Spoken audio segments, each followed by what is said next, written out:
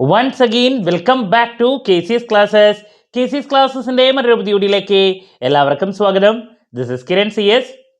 Calicut university MCOM first semester എക്സാംസിൽ നാളെ നടക്കാൻ പോകുന്നത് ഏറ്റവും ഇമ്പോർട്ടൻ്റ് ആയിട്ടുള്ള തിയറി പേപ്പറാണ് corporate governance and business ethics.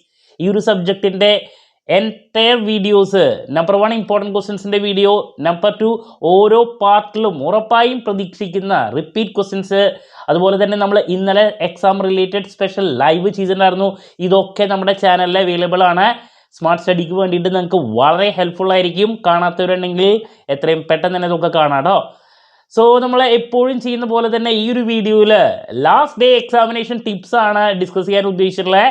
ഇപ്പോൾ പഠിച്ചുകൊണ്ടിരിക്കുന്ന കുട്ടികളാണെങ്കിലും നിങ്ങൾക്ക് പാസ്സാകണമെങ്കിൽ നിങ്ങൾ ശ്രദ്ധിക്കേണ്ട കാര്യങ്ങളാണ് ഈ ഒരു വീഡിയോയിൽ നമ്മൾ ഡിസ്കസ് ചെയ്യാൻ ഉദ്ദേശിച്ചിട്ടുള്ളത്.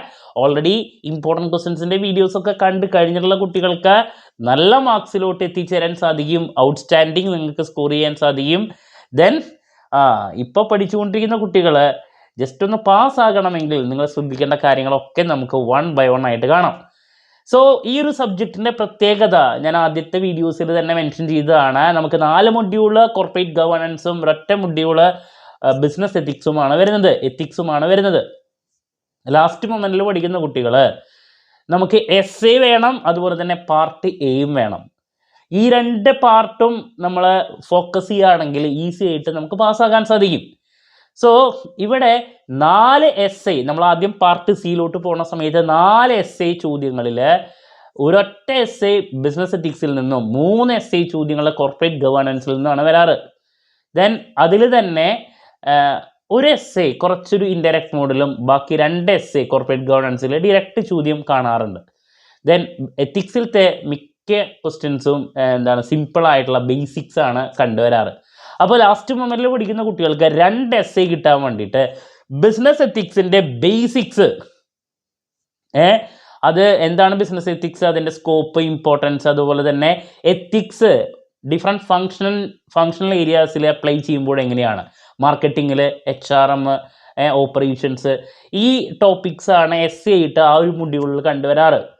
Then ethical issues in business, ഇതൊക്കെ എന്തെഴുതിയാലും എന്നല്ല, കുറച്ചും കൂടിയും പോയിന്റ് നോക്കി നമ്മുടെ ഓൺ വേർഡ്സിൽ പ്രസൻറ്റ് ചെയ്യാൻ സാധിക്കുന്ന ടോപ്പിക്സ് ആണ്. അധികം സമയം വേണ്ട, അതൊരു എസ്സേ അങ്ങനെ പിടിക്കുക. ദെൻ കോർപ്പറേറ്റ് ഗവേണൻസിൽ എപ്പോഴും റിപ്പീറ്റ് ആയിട്ട് കണ്ടുവരുന്ന എസ്സേ ചോദ്യങ്ങളുടെ വീഡിയോ ഞാൻ ഓൾറെഡി പറഞ്ഞിട്ടുണ്ട്. അതിൽ especially theories of corporate governance, principles of corporate governance, then committees, models, ഇതൊക്കെ റിപ്പീറ്റ് ആയിട്ട് ഏതെങ്കിലും ഒരെണ്ണം, IFRS, വിസിൽ ബ്ലോയിങ്, ഇതിലേതെങ്കിലും ഒരെണ്ണമൊക്കെ എപ്പോഴും റിപ്പീറ്റ് ആയിട്ട് എസ്സേക്ക് നമുക്ക് കാണാൻ സാധിക്കുന്നതാണ്. അപ്പോൾ നിർബന്ധമായും ഈ പറയുന്ന കാര്യങ്ങൾ കവർ ചെയ്യാൻ സാധിക്കുമെങ്കിൽ ഒബ്ജക്റ്റീവ്സ് ഓഫ് കോർപ്പറേറ്റ് ഗവേണൻസ്, അതിൻ്റെ ബേസിക്സ്, അപ്പോൾ അങ്ങനെ ഏതെങ്കിലും ഒരു ഡിറക്റ്റ് ചോദ്യം ഈ പറയുന്ന എത്തിക്സിലത്തെ ഒരു ടോപ്പിക്ക് നമുക്ക് കിട്ടുകയാണെങ്കിൽ എസ്സേ കംഫർട്ടബിളായിട്ട് നമുക്ക് എഴുതാൻ സാധിക്കുന്നുള്ളതാണ്. നമുക്ക് എപ്പോഴും പറയുന്നതാണ്, നമുക്ക് ഫുൾ മാർക്ക് അല്ലെങ്കിൽ ഫുൾ ഗ്രേഡ് പോയിന്റ് കിട്ടണ്ട. 2 എസ്സേ മുഴുവനായിട്ട് ശരിയാവുകയാണെങ്കിൽ 50 ഗ്രേഡ് പോയിന്റ് ആണ്. നമ്മൾ ലാസ്റ്റ് മൊമെൻറ്റിൽ നമുക്കറിയുന്ന പോലെ പ്രസൻറ്റ് ചെയ്താൽ ഏറ്റവും മിനിമം ഒരു പകുതി ഗ്രേഡ് പോയിന്റ്, ഒരു 25 ഗ്രേഡ് പോയിന്റ് എങ്കിലും ഇത് രണ്ടും വലിയ കുഴപ്പമില്ലാണ്ട് അറ്റൻഡ് ചെയ്യാൻ സാധിച്ചാൽ നിങ്ങൾക്ക് കിട്ടും എന്നുള്ളതാണ്. ദെൻ പാർട്ട് എയിൽ എപ്പോഴും 7 ചോദ്യത്തിൽ 4 ചോദ്യം കിട്ടാൻ അധികം ബുദ്ധിമുട്ട് വരാറില്ല. 1-2 ചോദ്യങ്ങൾ ഇൻഡയറക്റ്റ് മോഡിലും കുറച്ച് ടഫായിട്ട് വന്നാലും ഒരു 3-4 എണ്ണം നമുക്ക് കംഫർട്ടബിൾ ആയിട്ടുള്ളത് എപ്പോഴും കിട്ടുന്നതാണ്. ഞാൻ റിപ്പീറ്റ് ആയിട്ട് വരുന്ന ഡിറക്റ്റ് ചോദ്യങ്ങൾ എപ്പോഴും വീഡിയോ ഞാൻ ഇട്ടിട്ടുള്ളതാണ്.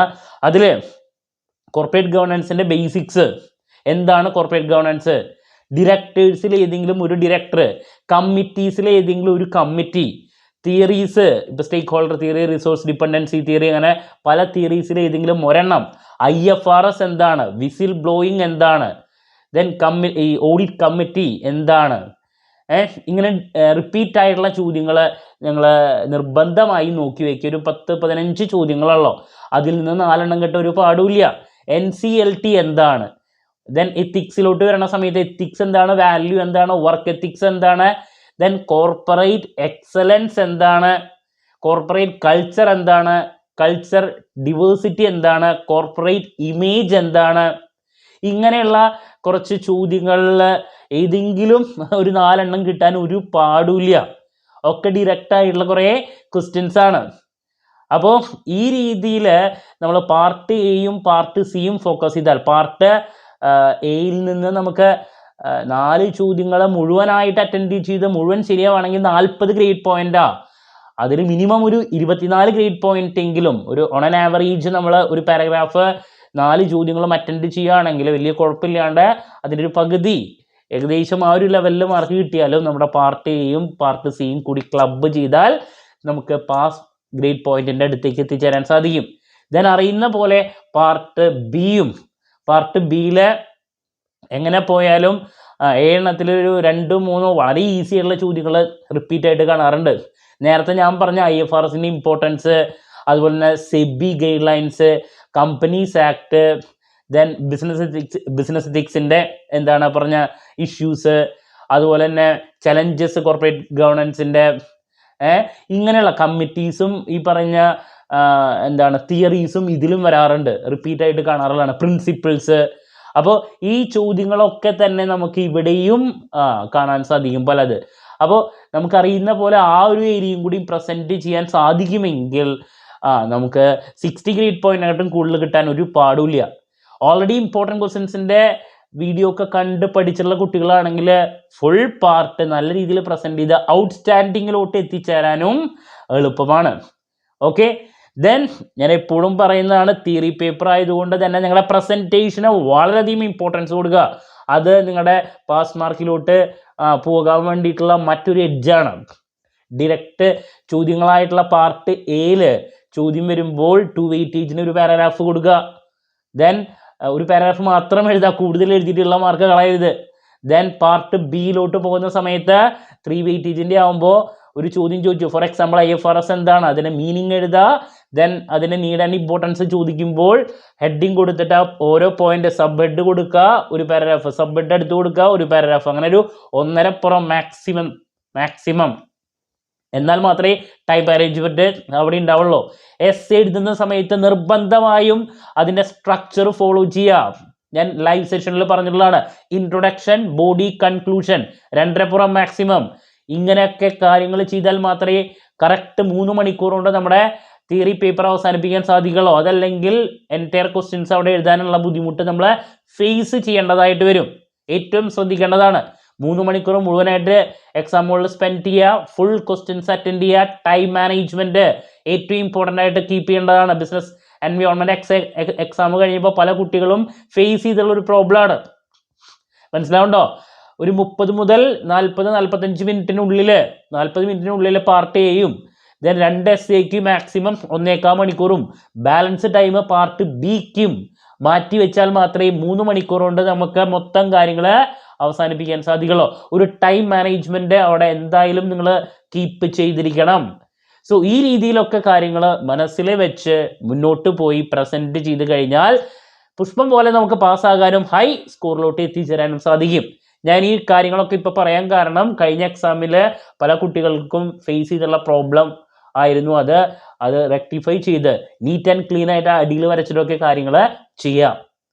അപ്പോൾ ഇതൊക്കെയാണ് എനിക്ക് ഈ ഒരു ടൈമിൽ പറയാനുള്ള. കോൺഫിഡൻ്റ് ആയിട്ട് പ്രസൻറ്റ് ചെയ്യുക, എല്ലാവർക്കും നല്ല രീതിയിൽ എക്സാം എഴുതാൻ സാധിക്കട്ടെ. എല്ലാ കാര്യങ്ങളും നമ്മുടെ ചാനലിൽ അവൈലബിൾ ആണ്. എന്ത് ഡൗട്ട് ഉണ്ടെങ്കിലും കമൻറ്റ് ചെയ്യുക, അതിനുള്ള മറുപടി ഞാൻ വീഡിയോസിലൂടെ നൽകുന്നതായിരിക്കും.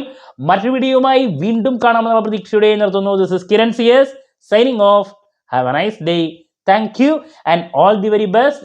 ദെൻ നാളെ എക്സാമിന് ശേഷം എക്സാം റിവ്യൂ ആയിട്ട് വീണ്ടും കാണാം. Okay, thank U.